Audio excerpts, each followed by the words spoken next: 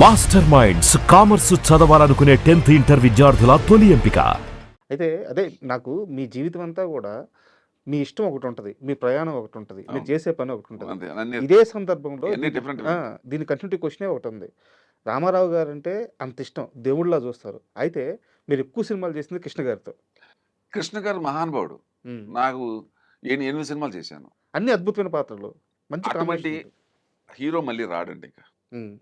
అంత open hearted, అంత కల్మషం లేని వ్యక్తి, రాజకీయాలు లేని వ్యక్తి. ఈ చాడీలు, ఇవేం పట్టించుకోడాయన. ఏం పట్టించుకోవడానికి. అసలు నేను అటువంటి హీరో నేను చూడలేదు ఇంతవరకు. హ్మ్. కనవాళ్ళు చెడ్డోళ్ళు అని కాదు అక్కడ. కృష్ణరాజు గారు సరదాగా ఉంటాడు, సోమబాబు సరదాగా. ఈయన అలా కాదు ఈయన. ఈయన బాలశంకరుడు. రామారావు నెక్స్ట్ బాలశంకరుడు ఈయనే. ఆయన సరదాగా జోకులు వేసేసి ఒకసారి ఇబ్బంది పెడుతుంటాడు ఆయన, హ్మ్. కృష్ణ గారు. తాతినేని రామారావు గారు డైరెక్టరు, ఒక రెడ్డి గారు ప్రొడ్యూసరు. అగ్ని కెరటాలు అనే సినిమా చేస్తాను. సరే. ఆయనతో ఎప్పుడు చేసిన బ్రదర్ వేషమే నేను. హ్మ్. ప్లస్ ఆయనకి ఆపోజిట్. మళ్ళీ ఇలా కొట్టుకోవటం, మళ్ళీ లాస్ట్లో ఒకటి ఇలాగే చేశానండి. ఏదన్నా ఉన్నాడు శివకృష్ణ పెట్టుకోండి, కొద్దిగా నాకు శ్రమ తగ్గుతుంది, ఫైట్లు చేస్తాడని ఎవరు. అలా ఎవడన్నా ఏ హీరో అని చెప్తాడు అలాగా? ఎవరు ఏ హీరో చెప్పడు కదా, అన్నీ నాకే కావాలనుకో. సరే. ఆయన ఆ టైపు. హ్మ్. శివకృష్ణ పెట్టుకోండి. ఆయన అడగడు, మళ్ళీ రికమెండ్ చేయడు. హ్మ్. ఎవరన్నా వచ్చేసరి ఈ వేషానికి మీకు ఈక్వల్గా శివకృష్ణ పెట్టండి, మనోడే పెట్టండి. హ్మ్. అయితే నాకు కొద్ది శ్రమ తగ్గుద్ది అంటాడు. ఆయనకి తెలుసా మీరు ఎన్టీఆర్ ఫ్యాన్ అని? తెలుసు, అందరికీ తెలుసు. ఏమో తెలిసేమో మరి తెలుసు. ఎప్పుడు అడిగేవారు కాదు. అడగరు. ఎవరు ఇంతవరకు నన్ను అడగల. అదే హ్మ్. ఏ ఆర్టిస్ట్ అడగలేదు నన్ను. హ్మ్. నేను చెప్పుకోవడం తప్ప ఎవరు నన్ను అడగలేదు. హ్మ్. చెట్టియార్ బిల్డింగ్లో ఏవిఎంలో చేస్తున్నాం. ఒంటికి ఆయన 12:45కి వెళ్ళిపోతాడు. ఆయన వెళ్ళిపోయి మళ్ళీ 3ంటికి వస్తాడు. హ్మ్. నాదేంటంటే నేను 1 o'clock ఇది లంచ్ చేసేసి నేను వెయిట్ చేయనండి. అసిస్టెంట్ డైరెక్టర్ వచ్చి రెడీ అని అడిగితే నాకు కోపం వస్తుంది. నన్ను ఎవడు వచ్చి రెడీ అని అడగకూడదు. హ్మ్. ఐఎమ్ రెడీ, ఎవరు రెడీ అలాగా ఉండాలి. చాలామంది ఏంటంటే భోజనం చేసిన తర్వాత ఒక అరగంట చేసి అప్పుడు మేకప్ నేను అలా చేయను. చెయ్యి కడిగిన వెంటనే మేకప్ చేసేసుకుంటా. ఓకే. చేసేసుకుని కుర్చీలో అలా పడుకుంటా. ఎప్పుడు పిలిస్తే అప్పుడు వెళ్ళిపోతాను అనమాట. అంటే టైం వేస్ట్ కాకుండా ఉంటుంది. హ్మ్. మనం ఒకళ్ళ దగ్గర మాట పడక్కర్లేదు అనే టైపు. కరెక్ట్గా 2 అయింది. అసిస్టెంట్ డైరెక్టర్ వచ్చి సార్ రెడీ అవ్వండి సార్ అన్నాడు. అన్నాను. కృష్ణ గారు వచ్చారు. ఎవరుగా కృష్ణ గారు రావడం అంటే ఆయన 2:45 అని రాడు. నేను రెడీగానే ఉన్నాయి, మేకప్ చేసుకుని టెస్టప్ చేసుకుని. అలాగా సార్ అయితే ఓకే అని వెళ్ళిపోయాడు. 4:30 ఎంతో అయింది. ఏదో సీన్ జరుగుతుంది శారద గారికి నాకు ఎంతో జరుగుతుంటే, తాతనేని రామారావు మాట ఇలా రా అన్న. డైరెక్టర్ని పిలిచాడు. ఏదో విషయం చెప్తున్నాడు. శివకృష్ణ బలివాడయ్యా అన్నాడు.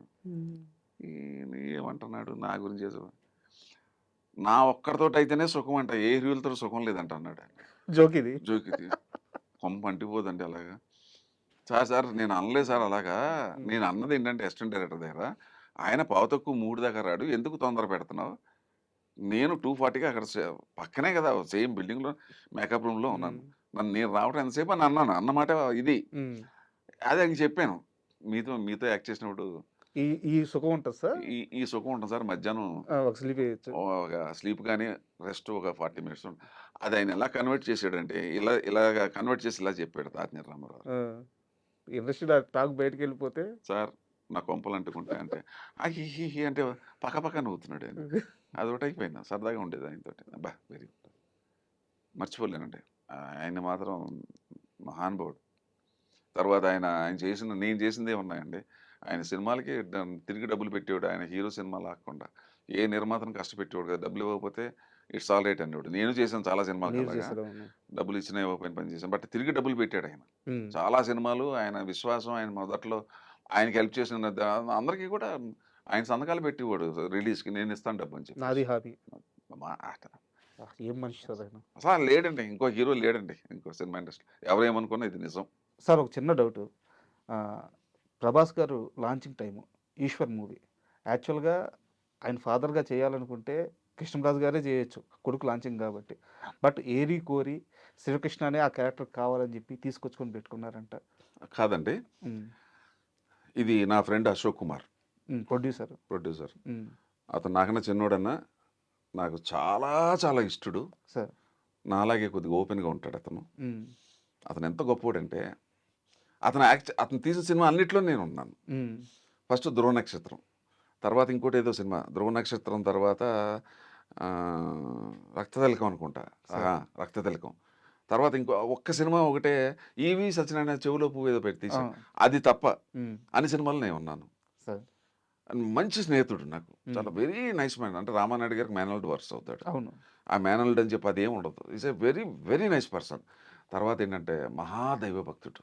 ఉమ్, సనాతన ధర్మం అంటే పడి చచ్చిపోతాడు. ఉమ్, ఎవరికీ తెలియదు అశోక్ కుమార్ గురించి. సార్. చాలా ఇది ఈశ్వరికి మళ్ళీ నేనే ఉమ్, మా శివకృష్ణ పెట్టుకున్నాను. అలా వచ్చింది నాకు. ఓకే.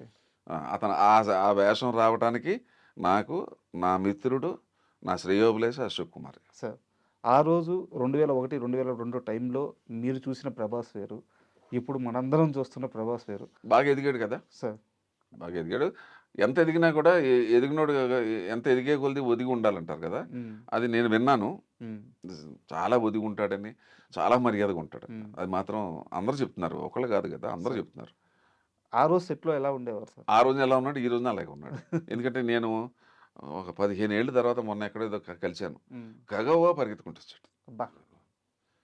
మీరా అని చెప్పి గబగబా వ్యాన్‌లోంచి దిగాడు. ఉమ్, ఏంటి ఇలాగ వచ్చారేంటి అన్నాడు. లేదు నాన్న ఏదో పని మీద వచ్చాను, నువ్వు వచ్చావని చెప్పి నేను ఇలా కనపడేది అన్న. లేదు అది మాత్రం అది అందరూ నేను చెప్పేది కాదు కదా! అతను భోజనాల దగ్గర కానీ, అతని దగ్గర కానీ, ట్రీట్మెంట్ కానీ, ఆ మర్యాద కానీ అదే అదే కృష్ణరాజు గారి కన్నా ఇంకా ఎక్కువ అని చెప్తారు అందరూ. సార్. అదేనండి ఒక మనిషి ఎప్పుడు గొప్పవాడవుతాడంటే ఇదే మంచితనం అంటే. సార్. ఎందుకు ప్రభాస్ గురించి ఇంతమంది మాట్లాడుతున్నారు? There should be a reason in it. అంటే తెలుగులో సామెత ఉండే ఎదిగే కొలిది ఒదిగి ఉండాలని. అవును. దాని రిప్లైగా ఇస్ ప్రభాస్ నేను విన్నది. అండ్ సార్, అదే ఇప్పుడు మనం ఇప్పుడు దాకా మాట్లాడుకున్న ఎంతసేపు కూడా మీరు నా దేశం అంటున్నారు, నా ధర్మం అంటున్నారు, ఏమన్నా చేయడం నా బాధ్యత అంటున్నారు, పేదవాళ్ళు అంటున్నారు. అసలు ఈ దేశం కోసం కానీ, పక్కన ఉండే మనుషుల కోసం కానీ ఏమన్నా చేయాలి, ఈ మైండ్ సెట్ ఎలా అలవాటైంది? చెప్పాను కదా! It's only because my father, sir. మా తండ్రి వల్ల. ఉమ్, ఆయన మీకు కావాలంటే ఇప్పుడు వెళ్ళి ఎంక్వైరీ చేసుకోండి. షామీర్పేట యువతల నుంచి మెయిన్ రోడ్ నుంచి మాది బొమ్మరాజుపేట విలేజ్ లోపలికి ఉంటుంది మా ద్రాక్ష తోట.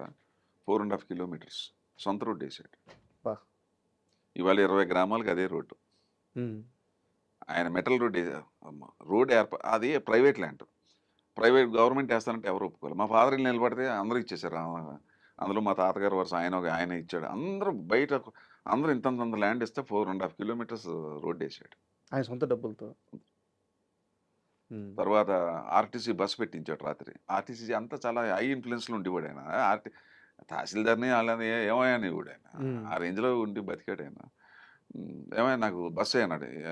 దొరగారు రాజుగారు బస్సు వేస్తే ఎట్లాగా, మీదేమో అడివి, రాత్రి బస్సు వచ్చి అక్కడ డ్రైవర్ పడుకుంటాడు, వాళ్ళకి అన్నం నా గెస్ట్ హౌస్, నా రూము, నా భోజనం, నీకు సొమ్మేం పోయింది? మరి పొద్దున్న నేను టిఫిన్ పెడతా, కాఫీ ఇస్తాను, ఇంకేంటి మీకు ఏం కావాలి? పడుకోవటానికి బెడ్ ఇస్తా, ఇంకేంటి కావాలి మీకు అన్నాడు. బా. అలా 1 ఇయర్ నడిపాడు. ఆ బస్సు రాత్రి వచ్చేసి పొద్దున్నే అన్ని ఊర్లు కలెక్ట్ చేసుకుని వెళ్ళేది. ఇక్కడ ఏం టెలిఫోన్ లేదు. మర్చిపోయాను టెలిఫోన్ డిపార్ట్మెంట్కి ఫోన్ టెలిఫోన్ పెట్టు, ఎక్సైజ్ పెట్టు ఇక్కడ. అక్కడ మీకు షామీర్పేట యువతల ఒక 2 ఫర్లాంగుల యువతల రైట్ సైడ్ రామారావు విగ్రహం ఉంటుంది రోడ్డు. ఉమ్, ఆ రోడ్డే మా ఫాదర్ వేసింది.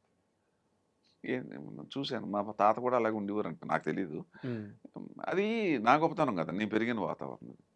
సార్. అది ఏదో నేను నేర్చుకున్నది కాదు, పెట్టింది కాదు. అది ఫాదర్ని చూసాను, అది చిన్నప్పటి నుంచి అలవాటు అయిపోయింది అంతే.